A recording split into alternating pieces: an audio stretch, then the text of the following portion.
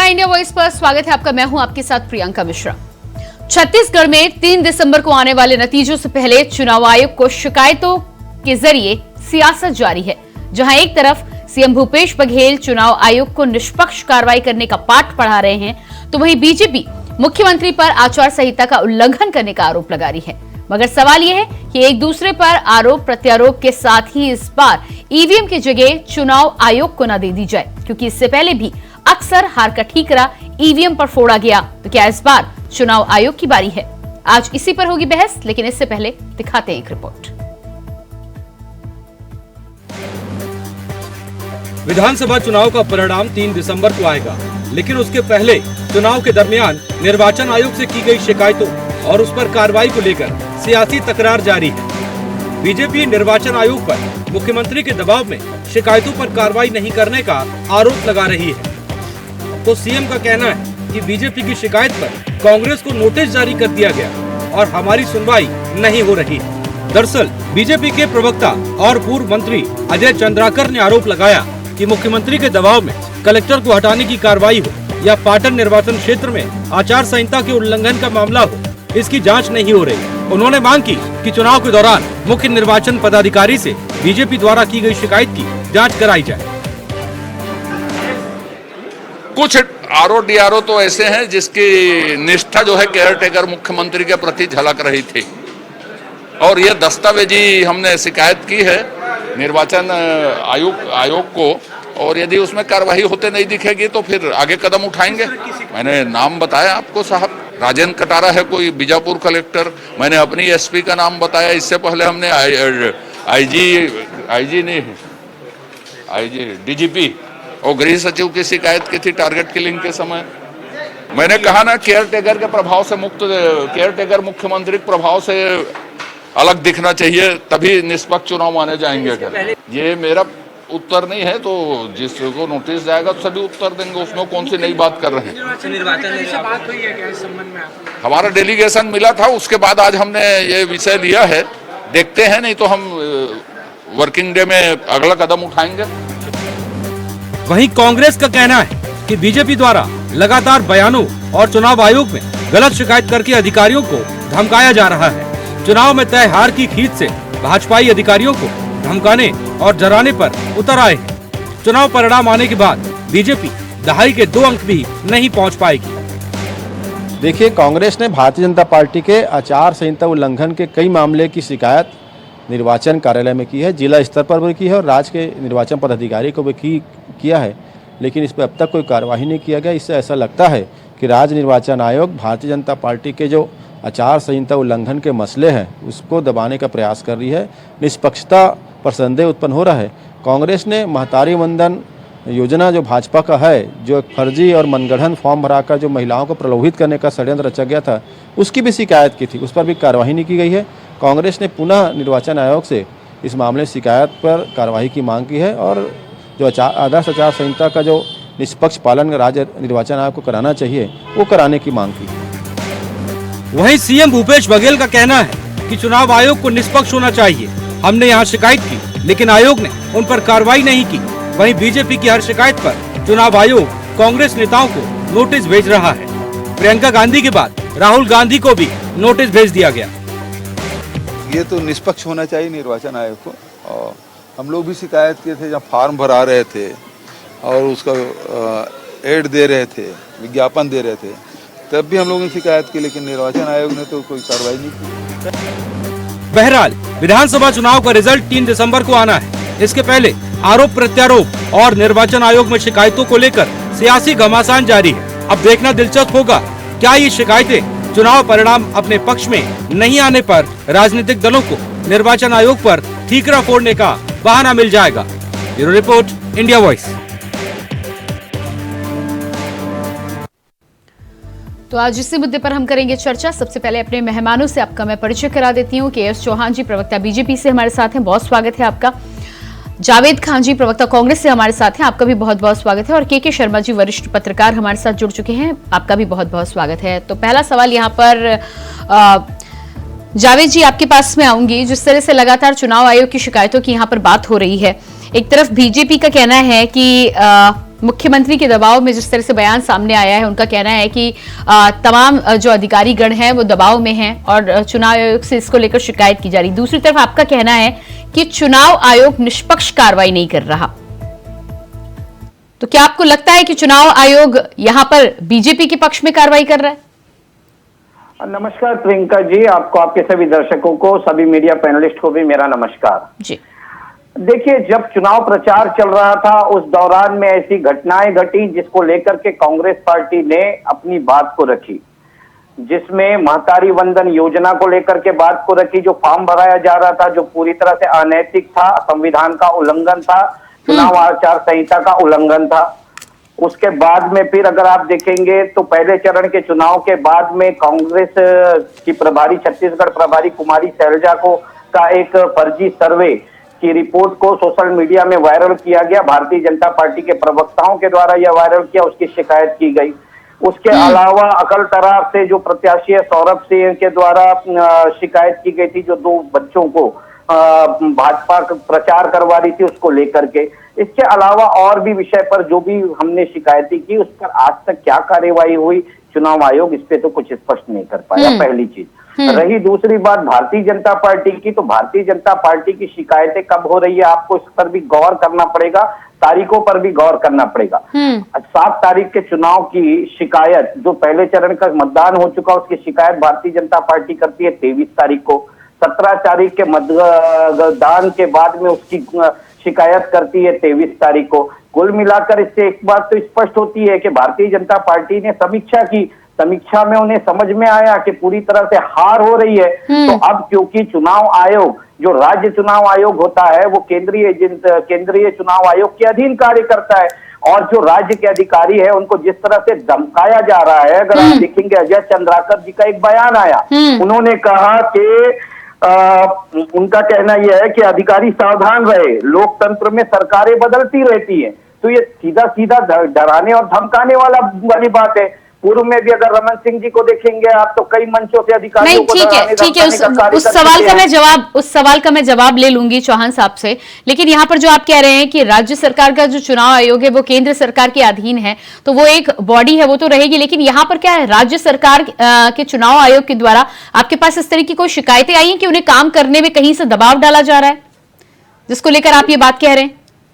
देखिए, हम क्या कह रहे हैं, हम तो बस इतना ही पूछ रहे हैं कि हमने जो आवेदन दिए उस पे क्या कार्यवाही हुई। उस पे तो कोई कार्यवाही नहीं हुई। लेकिन हाँ, मैडम प्रियंका मैडम के बयान पर कार्यवाही कर देता है, नोटिस जारी हो जाता है, राहुल गांधी के बयान पर नोटिस जारी हो जाती है। तो हम तो सिर्फ निष्पक्षता से कार्य करने को कह रहे हैं। देखिए, हम संविधान को मानने वाले लोग हैं, हम सिर्फ यह चाहते हैं कि चुनाव आयोग निष्पक्षता के साथ में चुनाव संपन्न कराए। जी ठीक है, लेकिन सवाल जरूर उठाएंगे। चौहान साहब जी, यहाँ पर जिस तरह से जावेद खान जी का कहना है कि केंद्र सरकार के चुनाव आयोग के दबाव में राज्य चुनाव आयोग काम कर रहा है, और यही वजह उनको नजर आ रही है कि उनके द्वारा जो शिकायतें होती है उस पर कार्रवाई नहीं होती, और आप शिकायत करते हैं तो राहुल गांधी से लेकर प्रियंका गांधी किसी को बख्शा नहीं जाता। देखिए प्रियंका जी, मेरा क्वेश्चन आप ही ने पूछा जावेद जी से कि क्या केंद्र के दबाव में राज्य के जो निर्वाचन है वो काम कर रहा है, तो वो उस चीज का जवाब नहीं दे पाए, और इस चीज का जवाब उनके पास था भी नहीं, इनकी पार्टी के पास भी नहीं। रही बात पक्षपात की, तो पक्षपात तो होना ही नहीं चाहिए। खेल का परिणाम कुछ भी हो, लेकिन एम्पायर को एकदम सटीक होना चाहिए और निष्पक्ष होना चाहिए। यही एम्पायर की गरिमा है। निर्वाचन आयोग कोई भी हो, राज्य हो या केंद्र हो, उसमें मतलब उसको निष्पक्षता से अपनी कार्रवाई करनी चाहिए, अपना काम करना चाहिए। मेरा सवाल सिर्फ इतना है, 2 सवाल है कि 15 तारीख 5 बजे जब चुनाव का शोर थम गया था, उसके बाद 16 तारीख को चुनाव के रैली निकाली जाती है, उसमें नारे लगाए जाते हैं, ढोल धमाकों के साथ जाया जाता है, और काफी बड़ी रैली निकाली जाती है भूपेश बघेल जी के द्वारा। क्या ये गलत नहीं है? पहला क्वेश्चन। दूसरा, क्या इस पे उचित कार्रवाई होनी चाहिए कि नहीं होनी चाहिए? ये 2 क्वेश्चन है। इस 2 क्वेश्चन का जवाब ना जावेद जी के पास होगा, ना इनकी पूरी कांग्रेस पार्टी के पास होगा। जावेद जी जवाब दीजिएगा। दो क्वेश्चन का जवाब दीजिए आप मेरे को। मैं बिल्कुल जवाब दे रहा हूँ, बिल्कुल जवाब दे रहा हूँ। मैंने के.एस. चौहान जी के दोनों सवाल सुने। अब इन्होंने शिकायत की, किसके पास शिकायत की? कार्रवाई कौन करेगा? अगर कुछ गलत हुआ है तो कौन कार्रवाई करेगा? चुनाव आयोग कार्रवाई करेगा। ये सवाल आप हमसे क्यों पूछ रहे हैं? आप चुनाव आयोग से पूछे, पहली बात। दूसरी बात, आप एक बात मुझे ये बताइए कि चुनाव आयोग कार्रवाई इस पे भी करेगा कि नहीं करेगा? जो चुनाव के बीच में आप फॉर्म भरा रहे थे, आप उसको स्वीकारते हैं कि नहीं स्वीकारते? आप कहीं ना कहीं प्रलोभन देना, रिश्वत देना चुनाव के बीच में आपने वो किया, उस पे भी कार्रवाई होनी चाहिए कि नहीं होनी चाहिए? मैंने तो स्वीकार रहा है ना। जवाब दीजिएगा। क्या छोटे बच्चों से आप चुनाव प्रचार करा सकते हैं? नाबालिग बच्चों से आप चुनाव प्रचार करा सकते हैं? क्या उस पर कार्रवाई होनी चाहिए कि नहीं होनी चाहिए? तीसरी बात, एक स्टेट की प्रभारी, एक पार्टी के प्रभारी का एक फर्जी सर्वे आपके पार्टी के लोगों के द्वारा उसको सोशल मीडिया में वायरल किया जाता है, तो उस पर भी कार्रवाई होनी चाहिए कि नहीं होनी चाहिए? इसका जवाब भी आप मुझे दीजिए, अगर आप निष्पक्ष है तो। और कार्रवाई कौन करेगा? जी चौहान साहब जवाब दीजिएगा। कार्रवाई चुनाव आयोग करेगा, और चुनाव आयोग किसके अंडर में? हो गया स्वतंत्र संस्था है, वो करेगी। रुकिए ना, हो गया। सबसे पहले जो क्वेश्चन मैंने पूछा था कि यह गलत है या सही है, उसका जवाब उन्होंने नहीं दिया। बोले आप ये नहीं, लेकिन चौहान साहब चुनाव आयोग के जो तमाम नियम होते हैं, यदि चुनाव आयोग को कहीं से भी लगेगा कि गलत है या शिकायत जाएगी तो वो संज्ञान लेंगे। यदि आपको ऐसा गलत लगा था तो आपने क्या शिकायत की उसकी? जी, बहुत अच्छा सवाल। 16 तारीख को तमाम फुटेज, और ये फुटेज कहाँ से लाए जाते हैं?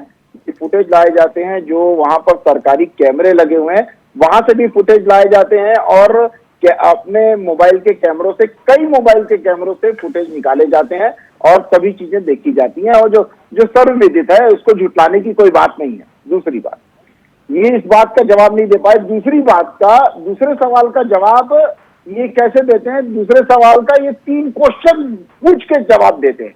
जवाब नहीं, तो चौहान साहब आपने सवाल पूछा। चौहान साहब आपने सवाल पूछा, मैंने उसका जवाब दिया।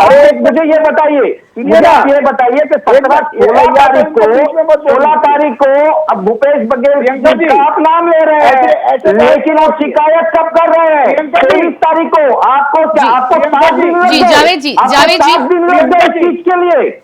आप मानिए चीज को स्वीकारिए। ठीक है जावेद जी जवाब सुनिएगा। आप हार रहे हैं। अरे जावेद जी आपने सवाल कर लिए तो जवाब सुनिए ना। हाँ चौहान जी। प्रियंका जी, ये कोई तरीका नहीं होता है कि हम जब जवाब दे रहे हैं तो उसके बीच में आप बोलने लग जाए। जब ये बोल रहे थे तो मैं बीच में नहीं बोल रहा था, अब ये बीच में नहीं, ठीक है, आप अपनी बात पूरी करें। आप अपनी बात पूरी करें चौहान साहब, लेकिन महतारी वंदन योजना के जो फॉर्म भराए जा रहे थे उसको लेकर भी आप जवाब दीजिएगा। मेरे को ये बता दीजिए कि ये चुनाव आयोग का कैसे उल्लंघन होता है, ये मेरे को आप बता दें। कौन सी ऐसी भारतीय जनता पार्टी की सभा में, कार्यक्रम में ये फॉर्म बांटा गया था, और उस फॉर्म में कौन सा हमारे भारतीय जनता पार्टी का चिन्ह लगा हुआ था? कौन से भारतीय जनता पार्टी ने ऑफिशियल ये सब चीजें बांटी हैं? ये सब चीजें देखने के योग्य है। और दूसरी बात, नहीं तो आप क्या ये कहना चाह रहे हैं कि वो भारतीय जनता पार्टी ने बांटा ही नहीं था? नहीं, मैं क्या बोल रहा हूँ? मैं ये बोल रहा हूँ कि ऑफिशियली कौन से मंच पे बांटा गया था, ये आप मेरे को बता दीजिए।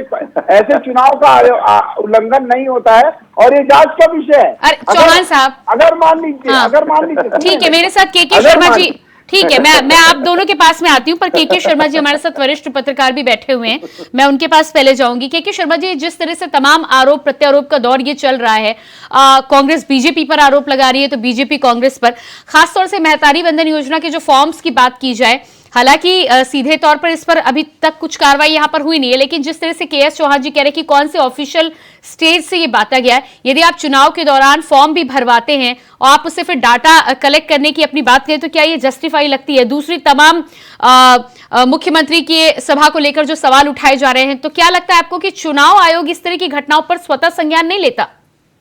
निश्चित रूप से चुनाव आयोग एक निष्पक्ष संस्था कही जाती है। केंद्रीय एजेंसियों पर लगातार जिस तरह से सवाल उठ रहे हैं, उसके लिए केंद्र सरकार को जिम्मेदारी ठहराई जाए। ईडी की कार्रवाई का मामला हो, उसी तरह निर्वाचन आयोग की बात हो या राजभवन की बात हो, लेकिन मेरा यह मानना है कि इन एजेंसियों की विश्वसनीयता और निष्पक्षता ही लोकतंत्र की एक बड़ी पूंजी है। अब ऐसी स्थिति में जो भी शिकायत आ रही है उसका निराकरण होना चाहिए। जिस तरह से तमाम प्रकार के छत्तीसगढ़ में जो स्थिति जो आप बोल रहे हैं कि फार्म भरे, ये तो फार्म वाला विज्ञापन में भी आप देखे होंगे कि फार्म का उल्लेख था कि फार्म के जो कटिंग था वो लगा हुआ था उसमें। इसके आधार पर जो भी बात है वो करना चाहिए, नहीं करना चाहिए, क्या किए ये अलग लिखा है, लेकिन ये भाजपा के लिए बड़ा मुद्दा बना जो फार्म भराने वाली जो बात आई है। इसके कारण से लेकर के जो पहले फेज में तो 15,000 वाली महिलाओं वाला आया ही नहीं था। तो ये तमाम प्रकार की बातें चुनाव आयोग को जांच करना है और समय पर होना चाहिए। दूसरी चीज है छत्तीसगढ़ में जो आप बता रहे थे कलेक्टर की बात आई, कलेक्टर को लेकर बात आई तो चुनाव आयोग उसमें जांच करेगा। उसमें मेन चीज है जैसे भूपेश बघेल की सभा वाली बात है, तो पर्यवेक्षक हर विधानसभा क्षेत्र में चुनाव आयोग का पर्यवेक्षक होता है। पर्यवेक्षक की भी अपनी रिपोर्ट आती है, राजनीतिक दल की अपनी शिकायत है कैमरे के आधार पर, सीसीटीवी फुटेज के आधार पर पर्यवेक्षक भी अपनी रिपोर्ट वहां पे देंगे। उस विधानसभा क्षेत्र का पर्यवेक्षक की रिपोर्ट भी वहां पे आएगी। ऐसी शिकायत जो नहीं भी हो शिकायत तब भी वो पर्यवेक्षक अपनी पूरी जानकारी देते हैं, कहीं कोई गाड़ी बढ़ रहा है, कहीं पैसा बढ़ रहा है, जिस प्रकार की घटना है वो लगातार निगरानी करते हैं। निगरानी एक टीम आती है लगातार। और जहां तक इसमें जो कर्मचारी अधिकारियों की बात है, ये राज्य चुनाव आयोग में जो ड्यूटी करते हैं निश्चित रूप से राज्य सरकार कर्मचारी होते हैं, IAS अधिकारी भी होते हैं जो वहां केंद्र सरकार के अधीन रहते हैं लेकिन राज्य में काम करते हैं। तो इनकी निष्पक्षता पर संदेह करना मुझे लगता है कि कहीं न कहीं एक राजनीतिक दबाव वाली भी बात आती है दोनों ही दलों की ओर से। इस प्रकार से अधिकारी जो काम करते हैं इस पर निष्पक्षता चुनाव आयोग को विश्वसनीयता की बात है। समय पर शिकायत का निराकरण हो एक बात है। दूसरी चीज है 71,000 से ज्यादा डाक मतपत्र द्वितीय चरण में पड़े हैं। इसमें 80 साल से ज्यादा वालों की जो शिकायत भाजपा ने भी की है कि इसकी जांच के लिए हमको हमारे एजेंट को जानकारी देना चाहिए था कि किस घर में आप जा रहे हैं, या कर्मचारियों के लिए जो सुविधा बूथ बनाया गया था वहां की जानकारी हमारा होना चाहिए, हमारा एजेंट होना। ये तमाम प्रकार के पहली बार ऐसा हुआ है कि अधिक से अधिक मतदान, मेन मकसद रहता है कि 100% मतदान हो। इसके ये प्रयास के तहत 80 साल के ज्यादा उम्र के मतदाताओं को वोटिंग के अधिकार के लिए घर पहुंच सेवा दी जाएगी, जिसका मैं कहता हूँ कि सम्मान होना चाहिए। अब उसके अंतर्गत कितनी निष्पक्षता की जो बात आ रही है जो और 71,000 मतदाता मतलब महत्वपूर्ण बात है। कांग्रेस भाजपा के बीच कई सीटों पर ऐसे टक्कर की स्थिति है कि 5,000 से कम या 1,000 से कम मतदान की स्थिति यदि अंतर आता है तो ये दिक्कत हो जाती है कि क्या हम इसके कारण हो रहे हैं क्या, क्योंकि 71,000 डाक मत पत्र द्वितीय चरण में जो पड़ा है, प्रथम चरण की जो गिनती हुई है, तो ये कुल मिलाकर के ये है कि इस प्रकार से निष्पक्षता बनी रहती चाहिए। और डाक मत पत्र को लेकर के जो बातें आ रही है कर्मचारियों को लेकर, ये आयोग को देखना है कि कांग्रेस और भाजपा के एजेंटों को वहाँ जानकारी थी कि नहीं, पार्टी को जानकारी दी गई नहीं, क्या एक एक घर जाने के लिए आरोप लग रहा है कि कांग्रेस के लोगों को जानकारी दी गई, भाजपा को नहीं दी गई, चाहे सीएम का कार्यक्रम हो चाहे कलेक्टर की निष्पक्षता पर सवाल हो। चुनाव आयोग मेरा कहना है कि निष्पक्ष संस्था है, वो दोनों दलों को देखते हुए उनके शिकायतों का निराकरण होना चाहिए। ये समान बात है, उसमें किसके तर्क वितर्क दोनों को अवसर मिलना चाहिए, दोनों को उसमें शामिल करते हैं। ठीक है के शर्मा जी, लेकिन जावेद खान जी, जिस तरह से के शर्मा जी का कहना है कि निष्पक्षता पर सवाल यहाँ पर नहीं उठाना चाहिए, और फिर छत्तीसगढ़ में तो अभी तक आपकी सरकार थी, यहाँ पर यदि कोई घटना हुई भी है तो उसमें स्वतः संज्ञान की बात जिस तरह से के शर्मा जी ने बोला कि उनके पर्यवेक्षक होते हैं, हो सकता है कि तुरंत उस घटना पर संज्ञान कार्रवाई ना हो, लेकिन संज्ञान तो चुनाव आयोग लेगा ही। इस तरह से जैसे आप सवाल उठा रहे हैं, यदि आपके पास कोई ठोस सबूत हो तो आप उसे भेज सकते, शिकायत दर्ज करा सकते, लेकिन हर बार हर एजेंसी पर आप निष्पक्षता का सवाल उठाएं और उसके बाद पाठ पढ़ाएं, उसको लेकर कल को जब आपकी सरकार बन जाएगी तब भी आप यही सवाल उठाएंगे क्या? देखिए प्रियंका जी, बिल्कुल संवैधानिक संस्थाएं हैं और इन संवैधानिक संस्थाओं को का निर्माण करने का कार्य भी कांग्रेस ने ही किया है। कांग्रेस ने ही 70 सालों में इन संस्थाओं को इतना मजबूत किया कि जो लोगों का आज पूरी दुनिया का लोकतंत्र पर विश्वास है भारत के, तो इन संवैधानिक संस्थाओं को निर्माण करने और उनको मजबूत करने पर नहीं। तो आपको क्या लगता है कि 70 सालों में मजबूत किया तो 10 सालों में कमजोर हो गई है? सुनिए, पूरी बात सुनिए। देखिए, सवाल तब उठता है जब देश के केंद्रीय गृह मंत्री आते हैं और मंच से मॉब लिंचिंग जैसे शब्दों का प्रयोग करते हैं, उसको लेकर के शिकायत की जाती है, लेकिन चुनाव आयोग उस पर कोई एक्शन नहीं लेता है। सवाल तब उठता है जब एक प्रदेश की प्रभारी का जावेद खान जी, इस तरह के शब्दों की यदि आप बात करेंगे तो कौन कौन से शब्द मैं आपको गिनाऊं? पनौती को लेकर आप क्या कहेंगे?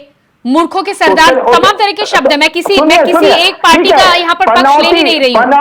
पनौती वाले शब्द पर कार्रवाई होती है, नोटिस आता है, लेकिन मूर्खों के सरदार वाले शब्द पर नोटिस आया क्या? उस पर कार्रवाई हुई क्या? उस पर प्रधानमंत्री जी से जवाब मांगा गया क्या? यही तो होता है पक्षपात, यही तो होता है दुरुपयोग। चौहान जी इसी की जवाब तो बात दीजिएगा। हम कर रहे हैं। चौहान जी जवाब दीजिएगा। प्रियंका जी जो भी संविधान के हिसाब से, कानून के हिसाब से जो शब्द और जो इंटेंशन जो पाया जाता है, जिस परिस्थिति में पाया जाता है, वो जाके मतलब क्लिक करता है और उसके ऊपर कार्रवाई होती है। अगर कार्रवाई नहीं होती है आपके ऊपर, या कार्यपालिका जो आपके ऊपर कार्रवाई नहीं कर रही है और आपको ऐसा लगता है कि कार्रवाई करनी चाहिए, तो आप जा सकते हैं, आपके कोर्ट के दरवाजे खुले हुए हैं।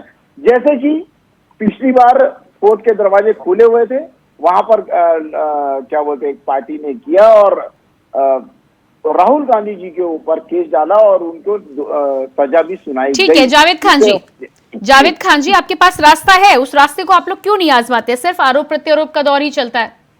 देखिए इनके हिसाब से तो अगर हम चले तो फिर जो मीठा लगता है, जो मीठा लगता है वो गप है, जो कड़वा लगता है वो तू है। अगर ऐसा इनको लगता है तो आज फिर चुनाव आयोग के ऊपर में छत्तीसगढ़ में सवाल ये क्यों उठा रहे हैं? इनके लिए कोर्ट का दरवाजा बंद है क्या?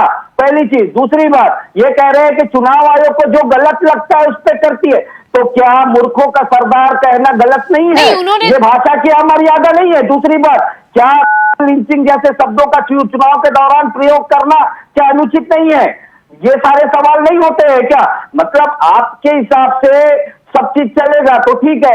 आपको अभी यहाँ पर चुनाव आयोग अगर आपको ठीक नहीं लग रहा है, कड़वा लग रहा है, तो आप बयान दे रहे हैं और प्रदेश के अधिकारियों कर्मचारियों को आप धमका रहे हैं। आप ये कह रहे हैं कि लोकतंत्र में सरकारें में गलती है, सावधान रहे।